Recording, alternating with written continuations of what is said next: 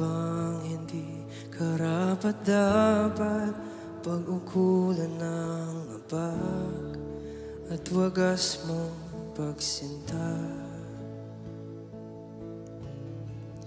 Habang walang kakayanan masuklian ka ng mabuti sa lahat mong ginawa.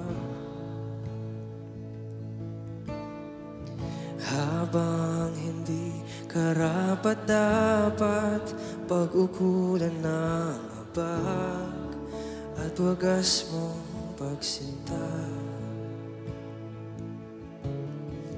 Habang wala kakayanan masuklian ka ng